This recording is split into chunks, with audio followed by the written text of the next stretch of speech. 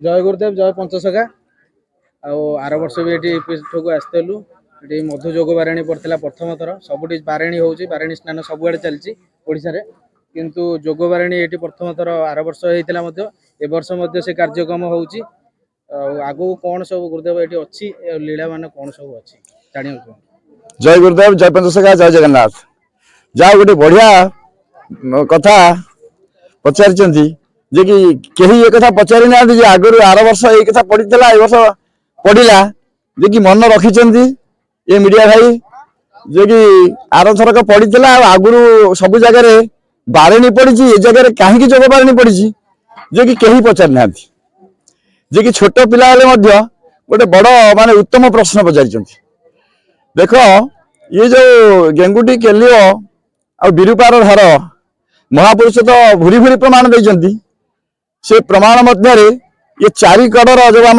पाथपुर रईपुर एपटे गोपालपुर खड़गपुर घाटर दीटा मिश्रण स्थल ये बुड़ पड़ुची नदी मध्य मझे बहीगले दी पार्श्व दी कार्य न हो सुंदर नुह तेणुक सब जगह जो गोटे कथा कहल जो बारिणी बुड़ पड़ुची बारिणी कहले बारिबा जिते आम बारुचे जो से जोग पड़ुची से सब स्नान कले स्नान जोग कले आमर किसी फलप्रद हुए किंतु महापुरुष लिखिं विष्णु विष्णु विष्णु शुक्र विष्णु जो आमर जो शुक्र जो विष्णु अच्छा जोटा जहाँ को आम कहूँ जे कौ विष्णु जे महापुरुष जोटा कि आम कहते कौन ना विराट पुरुष ब्रह्म विराट पुरुष से जो ब्रह्म विराट पुरुष जो शोचती ठिया होती सी जो पूर्व मुखा होकर बाम हस्तटी रही कौटी ना कहते गंगा सागर बुड़ जो पड़ुची से बाम हस्तटी पड़ी आर नाभिटी पड़ी नाभि गया क्षेत्र में जोटा कि नाभि पिंड दि जाऊँगी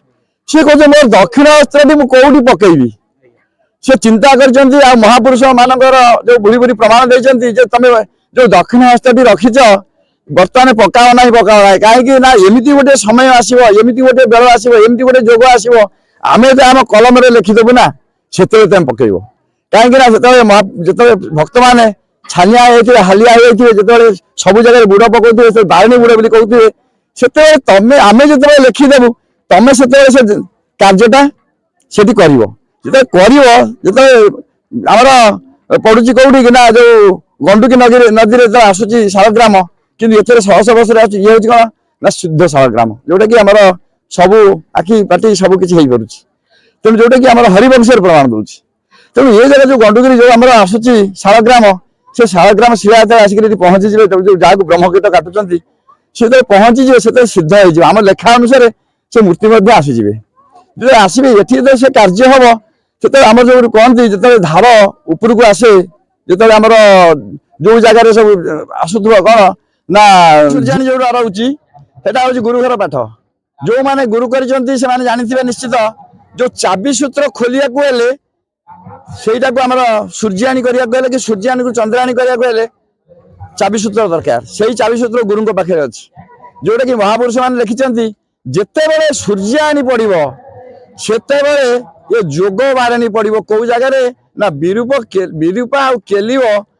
आमर गंडुकीर मध्यस्थली से पड़ो से गोटे तार समझ जोटा जोग थी कौटे ना श्रीक्षेत्र सांगे जो जगार रही गोहिरा टिकिरी टिकिरा गोहिरी बुझीपार तो ये जोग गोटे वर्ष पड़ जाए बहु वित्पात महावित्पात सब पड़ो युद्ध हम जो युद्ध हम ता पूर्वर आमर प्राची तट कार्य हो विश्वामित्र आश्रम रही काकड़पुर तापर रोहिणी कुंड में से कार्यक्रम किसी झलक पड़ी कोणार्क लीला ठीक बाबा कह कोणार्क जो साधु मैंने अपेक्षा कर जो सत्य जुगर कुंड जलुची से अवधूत आश्रम किसी कार्य हम बास बढ़िया बढ़िया कथा एत कथा तुम जान तेणुक बेनी भाई जो लीला करेंगे माने अच्छा जो साधु मैंने से साधु मान जो उद्धार करा रात्रि श्रीक्षेत्र किसी गोटे वित्पात हम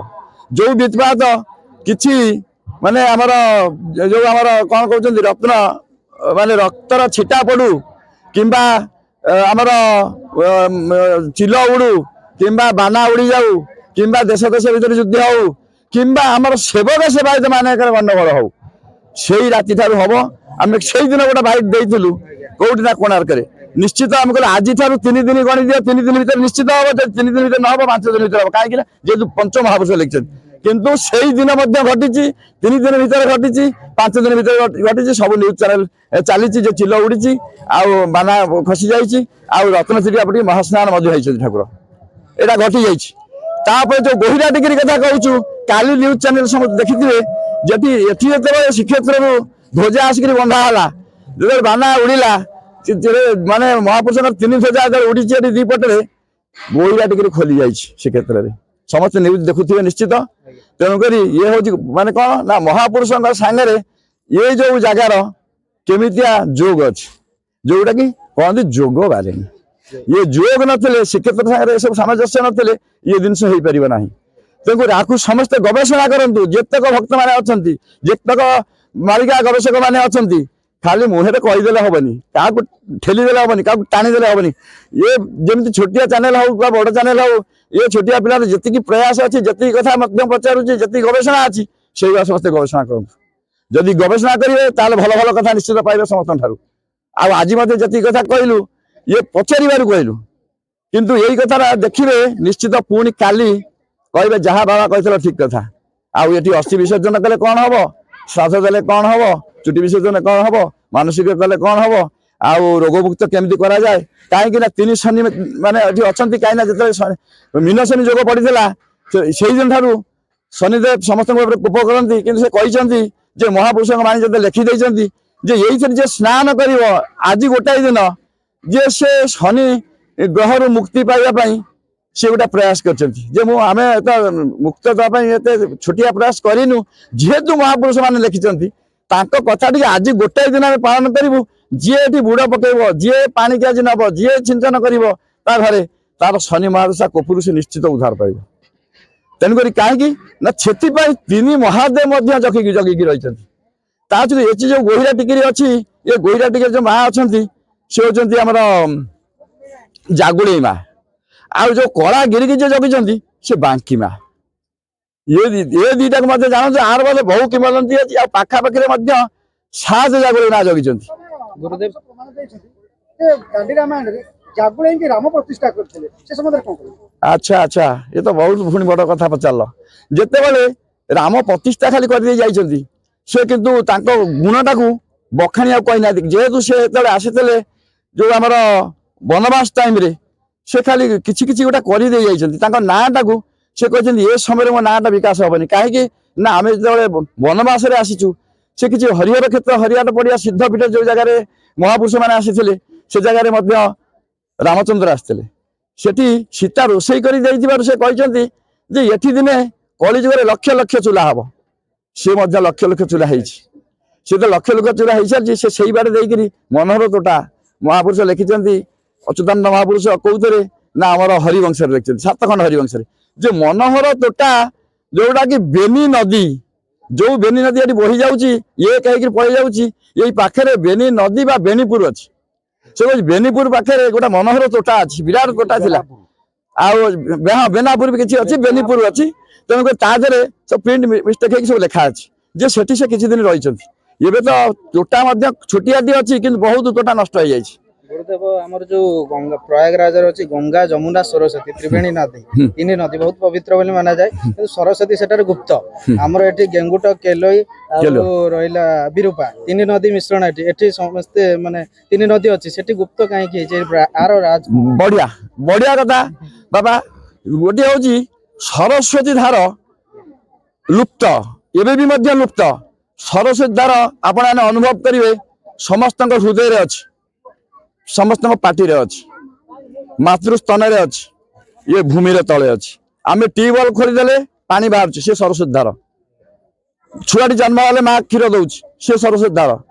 ଆମେ ବୁଢା ବୁଢୀ ଯେତେବେଳେ ପାଟି ଶୁଖି ଯାଉଛି, ସରସ୍ୱତୀ ଧାର ଶୁଖି ଯାଉଛି। କହୁଛନ୍ତି ତା ପାଟି ଶୁଖିଗଲାନି, ଆଉ ବଞ୍ଚିବ ନାହିଁ, ତାପରେ ଗୋଟିକିଆ ଆସେ। ସମସ୍ତେ ଯୋଉଠି ଯାହାର ବୁଢା ବୁଢୀ କି ପିଲାମାନେ ଥିବେ, ଯେତେବେଳେ ସେ ଗୋଟିକିଆ ପକଉଥିବେ, ସେତେବେଳେ ଜାଣୁଛେ ସରସ୍ୱତୀ ଧାର ନାହିଁ। କିନ୍ତୁ ଏଠି ଏଇ ଯୋଉ ଯୋଗ ବାରିଣୀ ସମୟରେ ସେ ସରସ୍ୱତୀ ଧାରା ପ୍ରବାହିତ ହୁଅନ୍ତି, ସେ ଗୋଟାଏ ଦିନ। ସେଇ ଗୋଟାଏ ଦିନ ଯୋଗ ବାରିଣୀରେ ସରସ୍ୱତୀ ଧାରା ପ୍ରବାହିତ ହବାରୁ ସେଇ ଦିନ ହଉଛି ବହୁତ ପୁଣ୍ୟ। ସେଇ ଦିନ ଯଦି ଆମେ ମାନେ ପିତୃପୁରୁଷଙ୍କୁ ଶ୍ରାଦ୍ଧ ଦେବା, ଅସ୍ଥି ବିସର୍ଜନ କରିବା, ମହାପୁଣ୍ୟ। କିନ୍ତୁ ଗୋଟିଏ ଆଜି ଗୋଟେ ବଢିଆ କଥା ଆମେ କହୁଛୁ, 20 ବର୍ଷ ହେଲା ଗୋଟେ ବ୍ରହ୍ମପୁରରେ ଗୋଟେ ପ୍ରେତାତ୍ମା ଜଣଙ୍କ ଶରୀରରେ ଥିଲା, ସେ ରୁଗ୍ଣ ହେଇକିରି ଥିଲା। ଜଣେ ପୁରୀର ସେବା ଯାଇଥିଲେ ତାଙ୍କ କାର୍ଯ୍ୟ, ତାଙ୍କର ସେଠି ବହୁତ କିଛି ପିଲା ଅଛନ୍ତି, ସେ ଯାଇପାରିଲା ନାହିଁ, ସେ ରୁଗ୍ଣ ଥିଲା। ସେଠି ସେ ଫୋନ କଲେ, ବାବା କଣ କରିବା? ଆମେ କହିଲେ ତମେ ପଚାର। ସେ କହିପାରିଲେନି, କହିଲେ ମୁଁ ଆଉ ଉଠି ପାରୁନି, କିଛି କହିପାରୁନି। ଆମେ ତାଙ୍କୁ ଗୋଟେ ସାଧାରଣ ଆମର ଯୋଉ ସିଷ୍ଟମ ଅଛି, ସିଷ୍ଟମଟାକୁ ତାକୁ ପ୍ରୟୋଗ କରିବାକୁ କହିଲୁ। ସିଷ୍ଟମ ପ୍ରୟୋଗ କରି ସେ ଉଠିଲେ, ଉଠିକିରି କହିଲେ ମୋ ଦେହ ଅସୁସ୍ଥ ଏତେ ବର୍ଷ ହେଲାଣି। ଆମେ କହିଲୁ ଆଉ ଗୋଟେ ଜିନିଷ ଆମେ କହୁ ତୁମେ ସେଠି ଅଛି ପ୍ରୟୋଗ କରିଦିଅ। ପ୍ରୟୋଗ କଲା ପରେ କହିଲେ ମତେ ଉଦ୍ଧାର କର, ଉଦ୍ଧାର କର, ଉଦ୍ଧାର କର। ଯେତେବେଳେ କହିଲେ ଉଦ୍ଧାର କର, ସେ ପିଲାଟି ବର୍ତ୍ତମାନ ଅଛି, ଆଉ ସମସ୍ତେ ଯାଇଛନ୍ତି। ଆମେ କହିଲୁ ଗୋଟେ କଥା, ସେ କୋଉଥିରେ ଆସିବ? କହିଲେ ମତେ ଫୁଲ, କିଛି ଫୁଲରେ ମତେ ନିଅ। ଆଉ ଆମେ ତାଙ୍କୁ ପଚାର ଯେ ସେଠି ତ୍ରିବେଣୀ ସଙ୍ଗମ ହଉଛି, ସେଇଠି ସେ ଉଦ୍ଧାର ହବ କି? ସେ ଆତ୍ମା କହିଲା ମୁଁ ସେଇଠି ଉଦ୍ଧାର ହେବି। ତାକୁ ଗୋଟେ ଠେକି ଭିତରେ କିଛି ଫୁଲ ଭିତରେ ତାକୁ ଅଣାଗଲା, ତାକୁ ବାନ୍ଧିକିରି ଏଇ ଯୋଉ ପଥର କନ୍ଦିରେ କାଲି ଆଣି ରଖା ହେଇଥିଲା। ଆଜି ତାକୁ ବିସର୍ଜନ କରାଗଲା। ବିସର୍ଜନ କରି ସେ ଗାଧେଇଲେ ଯେ ସେ ଲୋକଟି ବର୍ତ୍ତମାନ ସୁସ୍ଥ ଅଛି। ତା ଅର୍ଥ 20 ବର୍ଷ ହେଲାଣି ତା ଦେହରେ ସେ ପ୍ରବେଶ କରିକି ଅସୁବିଧା କରୁଥିଲା। ତା ଅର୍ଥ ସେ 20 ବର୍ଷରେ ଚିନ୍ତା କରୁଥିଲା ଯେ ଯଦି ପୁରୀର ସେବା ସେଠି ଯାଇ ପହଞ୍ଚିବେ, ପହଞ୍ଚିଲା ପରେ ଏମିତି କିଛି ଗୋଟେ କାର୍ଯ୍ୟକ୍ରମ ହବ, ସେ ଆମ ପାଖକୁ ଫୋନ କରିବେ, ଆମେ କିଛି ଗୋଟେ ପଦକ୍ଷେପ ତାଙ୍କୁ ଦବୁ ଯୋଉଥିରେ ସେ ଉଦ୍ଧାର ହବ। ତେଣୁ ଆଜି ତାର କାର୍ଯ୍ୟକ୍ରମ ମଧ୍ୟ ଏଠି ହେଇଛି। ଗୁରୁଦେବ ଆପରେ ଯୋଉ ଏଇ ଯୋଉ ଯୋଗ ବାରାଣୀ ପରେ ଆଉ କଣ ଆଗକୁ କିଛି ହବାର ଅଛି ଯଜ୍ଞ? ଯଜ୍ଞ ପ୍ରାଚୀକୂଳରେ ବହୁତ କାର୍ଯ୍ୟକ୍ରମ ଅଛି। ଆଜ୍ଞା ତେଣୁକରି ଯୋଉ ଆମର ଏଇ ବିରୂପା କୂଳରେ ଇଏ ତ ହଉଛି ମୁଖ୍ୟ କାର୍ଯ୍ୟକ୍ରମ। ଆର କନେକ୍ସନ ପ୍ରାଚୀକି ମଧ୍ୟ ଅଛି। ଆଜ୍ଞା ତୁମେ ତ ଜାଣିଛ ଯୋଉ କାକଟପୁର ସେ ଜାଗାରେ ବିଶ୍ୱାମିତ୍ର ଆଶ୍ରମ ପାଖରେ ସେଠି ମଧ୍ୟ ଅସ୍ଥି ବିସର୍ଜନ କରାଯାଉଛି, ଏଠି ମଧ୍ୟ ଅସ୍ଥି ବିସର୍ଜନ କରାଯାଉଛି। ଆଉ ଆମର ପ୍ରାଚୀ ତଟରେ ଯୋଉଠି କାମାକ୍ଷା ଦେବୀଙ୍କର କାର୍ଯ୍ୟକ୍ରମ ହଉଥିଲା, ଯୋଉଠି ଆମର ଜଳ ଆଣିଥିଲୁ, ସେ କି କୁଦ ଗୋଟେ ମନେ ପଡୁନି, ଆମଣା କୁଦ ପାଖରେ ମଧ୍ୟ ଗୋଟେ କାର୍ଯ୍ୟକ୍ରମ ଅଛି। କିନ୍ତୁ ଏବେ ଗୋଟେ କଥା ପଚାରୁଛୁ, ଆମେ କହୁଛୁ ଏବେ ମଧ୍ୟ ଲକ୍ଷେ ଶିବଲିଙ୍ଗ ସ୍ଥାପନା କରିବା ପାଇଁ ସେଠି ସ୍ଥାପନା ପାଇଁ ବ୍ୟବସ୍ଥା କଲେ। ଆଗରୁ କାହିଁକି ସେ ମୁଣ୍ଡରେ ଆସୁନଥିଲା? ଗୁରୁଦେବ ମୋର ଏଠି ଗୋଟେ ଅନୁଭୂତି ଅଛି, ମୁଁ ଆଜି କହିବାକୁ ଚାହୁଁଛି। ଯେତେବେଳେ ଜଗନ୍ନାଥ ସମୁଦ୍ର ମହୋଦଧିରେ ଦାରୁ ଭାସିକି ଆସିଥିଲା, କେହି ଛେଦନ କରିବାକୁ ଚାହିଁଲେ ପାରିଲେନି। ଅନନ୍ତ ମହାରାଣା ନିଜେ ଆସିକି ନିଜେ ସେରୁ ଇଏ କରି ଦାରୁ କଲେ। କାରଣ ଯିଏ ନିଜେ ସ୍ୱୟଂ ସିଏ ହିଁ ଜାଣିଛନ୍ତି କୋଉଠି କଣ ଅଛି, କୋଉଠି କୋଉ ଜିନିଷ ଅଛି, ସିଏ ହିଁ ପ୍ରକଟ କରିପାରିବେ। ଆଉ ଅନ୍ୟଥା କେହି ଏତେ ବର୍ଷ ଏତେ ଦିନ ଗଲେ କେହି କୋଉଠି କିଛି ପ୍ରକାଶ କରିପାରିନାହାନ୍ତି। ଯୋଉ ଜିନିଷ ଯେତେବେଳେ ପ୍ରଭୁ ହିଁ ଜାଣିଥିବେ କୋଉଠି କୋଉ ଜିନିଷଟା ଅଛି, ସେ ସେଇ ଜିନିଷକୁ ପ୍ରକାଶ କରିପାରିବେ। କାରଣ 4 ଯୁଗର ଜ୍ଞାନ କାହା ପାଖରେ ନଥାଏ, ସମସ୍ତଙ୍କ ପାଖରେ ନାହିଁ। ନାଇଁ ସେତେବେଳେ ସମସ୍ତେ କରିପାରିଥାନ୍ତେ, ଆଜ୍ଞା କିନ୍ତୁ ଜଗନ୍ନାଥଙ୍କ ରୂପ କିପରି ହବ ସେ ଚିନ୍ତାଧାରା କାହା ହୃଦୟକୁ ଆସିନଥିଲା। ତାକୁ ଅନନ୍ତ ମହାରାଣା ହୃଦୟକୁ ଆସିଥିଲା, ଯେ କି ସେ ସ୍ୱୟଂ। କାହିଁକି ନା ସେ ଅଭିଶାପ ପ୍ରାପ୍ତ ଥିଲେ। ସେ ଯେତେବେଳେ କଥା ଦେଇଥିଲେ ରାବଣକୁ, ଯେ ରାବଣ କହିଥିଲା ଯେତେବେଳେ ତମେ ବ୍ରହ୍ମାସ୍ତ୍ର ଆଣିଛ, ତାହେଲେ ତୁମେ ମାନେ ଯଦି ବ୍ରହ୍ମାସ୍ତ୍ର ଆଣିଛ, ମୁଁ ତମକୁ ଅଭିଶାପ ଦଉଛି ଯେ ମୋ ଅଭିଶାପ ବଳରେ ତୁମେ କେବଳ ବ୍ରହ୍ମପଦ ପାଇବ। ତା ଅର୍ଥ ତୁମର ଚକା ଆଖି ସାର, ଆଉ ସବୁ ନାରଖାର। ତେଣୁକରି ସିଏ କହିଥିଲେ ତଥାସ୍ତୁ। କାହିଁକି ନା ଭକ୍ତଙ୍କ କଥା ରଖିଥିବାରୁ, ତେଣୁ ଇଏ ତ ଗଢିବେ, ବିଭିନ୍ନ ପ୍ରକାର ଆକାର ନେଇ ଗଢିବେ। ସିଏ ଜାଣିଛନ୍ତି ଆରେ ମୁଁ ଯଦି ବିଭିନ୍ନ ଆକାର ହେଇ ଗଢିବି, ତାହେଲେ ଦାରୁ ଭିତରେ ବ୍ରହ୍ମ ରହିଲେ ଦାରୁ ବ୍ରହ୍ମ। ତେଣୁକରି ଦାରୁ ଯେତେବେଳେ ସେ ପହଞ୍ଚିଗଲା, ତେଣୁକରି ବ୍ରହ୍ମ କେମିତିଆ କେହି ତ ଦେଖିନାହାନ୍ତି। ତେଣୁକରି ଶାଳଗ୍ରାମକୁ ଦେଖିଛନ୍ତି। ତେଣୁ ସେ କହୁଛି ଶାଳଗ୍ରାମ ଶିଳା ଯୋଉ ଭଳିଆ, ସେଇଭଳିଆ ଦେଖିଦେବା ଦରକାର। ତେଣୁକରି ଇଏ କହିଲେ ନାଇଁ ଏମିତି ମୁଁ ଗୋଟେ ତିଆରି କରିବି 21 ଦିନ ଭିତରେ ଗୁଣ୍ଡିଚାକୁ ମାନେ ଯେମିତି କହନ୍ତିନି ଗୁଣ୍ଡିଚା ବ୍ୟସ୍ତ ହେଲା ଯେ କଣ କାହିଁ ଠକ୍ ଠକ୍ ଶୁଭୁନି। ତେଣୁକରି ଇନ୍ଦ୍ର ବ୍ୟସ୍ତ ହେଇଗଲେ। ତେଣୁ ସିଏ ତ ସେଇ ତାଙ୍କରି ଲୀଳା ନା। ତେଣୁକରି ସେଥିପାଇଁ ସେ କବାଟ ଖୋଲିଲେ। କିନ୍ତୁ ସେତେବେଳେ କଣ ପୁନର୍ବିଗ୍ରହ ହେଇସାରିଥିଲେ ନା। ତେଣୁ ସେ କହିଛନ୍ତି କଣ ନା ଭକ୍ତଙ୍କ କଥାକୁ ସେ ରଖିଛନ୍ତି। ତେଣୁ ସେଥିପାଇଁ ସେ କହିଛନ୍ତି କଣ ନା କେବଳ ଦେଖିଦିଅ, ଏଇ ଯୋଉ ଆଖି ଯୋଉ ଦିଟା ଦେଖୁଛ, ଏଇ ଆଖି ହଉଛି ମୋର ସାର। ତା ଭିତରେ ଯୋଉ ଆଖି ଅଛି, ବିଷ୍ଣୁ ବିଷ୍ଣୁ ବିଷ୍ଣୁ, ତା ଭିତରେ ଗୋଟେ ବିଷ୍ଣୁ ବସିଛନ୍ତି। ଇଏ ଦିଟା ଆଖି ହଉଛି ଦି ବିଷ୍ଣୁ, ମହାଶୂନ୍ୟ। ତା ଭିତରେ ଆଉ ଗୋଟେ ବାସ ନିରଞ୍ଜନ ସଦତି ବାସ। ତେଣୁକରି ଆମେ ହଉଛୁ ସେଇ ବ୍ରହ୍ମ ସଦୃଶ, ସେ ଜ୍ୟୋତି ସଦୃଶ, ସେ ବିନ୍ଦୁ ସଦୃଶ। ତେଣୁ ସେ ବିନ୍ଦୁ ଭଳିଆ ସମସ୍ତଙ୍କୁ ଦର୍ଶନ କରିଛନ୍ତି। ଆଉ ଭକ୍ତମାନେ ତମେ ଯଦି ଚାହୁଁଛ ଯେ ମୋ ହାତ ଗୋଡ଼ ତମକୁ ଭଲ ଲାଗୁନି, ତୁମେ ଯୋଉ ରୂପରେ ଦୃଷ୍ଟି, ତମ ଦୃଷ୍ଟିଟା ମୋ ଦୃଷ୍ଟି ଧରେ ମିଶେଇ ଦବ, ସେଇ ରୂପ ତମେ ଦେଖିପାରିବ। ଶେଷ ପ୍ରଶ୍ନ ମୋର ଶେଷ ପ୍ରଶ୍ନ ମୋର ଶେଷ ପ୍ରଶ୍ନ ଅନୁଭୂତିରେ ଯାହା ମୁଁ ଇଏ କରିଛି, ଭାବ ଯୋଉ ସମସ୍ତ ଭାବକୁ ନିକଟ ଅଭାବକୁ ଦୂର, ଜ୍ଞାନର ଭକ୍ତି, ଭକ୍ତିର ଭାବ, ଆଉ ଗୋଟେ ହଉଛି ଆମର ପ୍ରେମର ଭାବ, କୋଉଟା ଶ୍ରେଷ୍ଠ? ଏଇଟା ଶେଷ କ୍ୱେଶ୍ଚିନ୍ ମୋର ଥିଲା। ଶୁଣ ଗୋଟା ଭାବ ଭକ୍ତି ପ୍ରେମ ପ୍ରେମ ଇଏ ସବୁ ଗୁଡାକୁ ରଖିଛି। ଆଜ୍ଞା। ଗୋଟେ ଜିନିଷ ଦେଖ, ଯଦି ତମର ଭାବ ନଥିବ ଭକ୍ତି କୋଉଠି ଆସିବ? ଯେମିତି ମୁଁ ଶୁଣିଥିଲି ବୃନ୍ଦାବନରେ ଯେତେବେଳେ ଉଦ୍ଧବଙ୍କୁ ପଠେଇଥିଲେ ଭଗବାନ, ଯେତେବେଳେ ଜ୍ଞାନର ଭକ୍ତି ନେଇ ଯାଇଥିଲେ ଗୋପୀମାନଙ୍କ ପାଖକୁ, ସେ ପ୍ରେମର ଭକ୍ତି ତାଙ୍କ ଆଗରେ ବାଣ୍ଟିକି ବୁଝେଇ ଦେଇଥିଲେ ଭଗବାନ, ମାନେ ସେଇ ଭାବଟାକୁ କେହି କାହାକୁ କମତି ନୁହଁ।